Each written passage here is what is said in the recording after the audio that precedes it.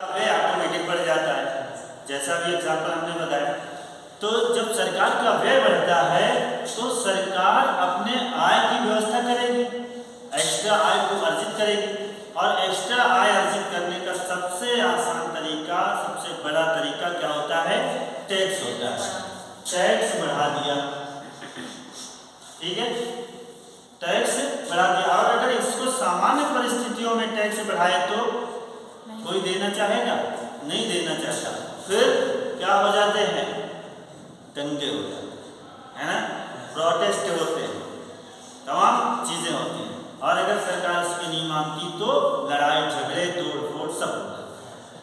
तो ये जो, लेकिन जब संकटकालीन परिस्थितियां आती हैं तो लोग खुद देना चाहते हैं। लोग ये चाहते हैं कि हम टैक्स दे दें, हम टैक्स बढ़ा के देंगे, वो स्वयं देते हैं।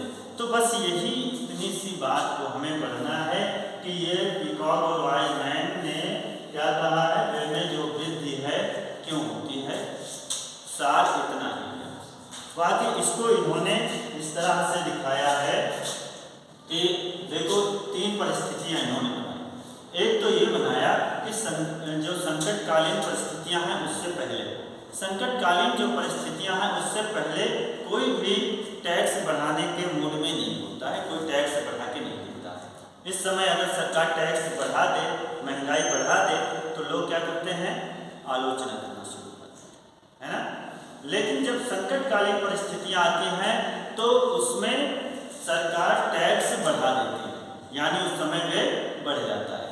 और तीसरी परिस्थिति ये है कि युद्धकालीन या संकटकालीन परिस्थितियों के बाद का जो समय होता है, तो संकटकालीन परिस्थितियों के बाद का समय में जो टैक्स हमारा बढ़ गया था अब वो घटता नहीं है, नहीं घटता है। बस यही तीन अवधारणाएं हैं और कुछ नहीं है, ठीक है, याद रहेगा ना।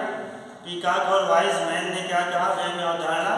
पहला ये संकटकालीन परिस्थितियों से पहले, दूसरा संकटकालीन परिस्थितियां, और तीसरा संकटकालीन परिस्थितियों के बाद। उसी को ही उन्होंने स्टेप बना करके दिया है, तो हम बना के दिखा दे रहे हैं।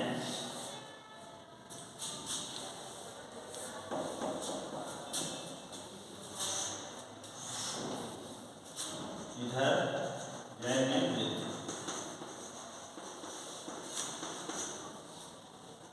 एक तो ये है थोड़ा थोड़ा बढ़ता है, और दूसरा संकटकालीन परिस्थितियां बहुत तेजी से बढ़ता है, और तीसरा फिर जो बढ़ गया तो वो नीचे वापस नहीं आता है ना।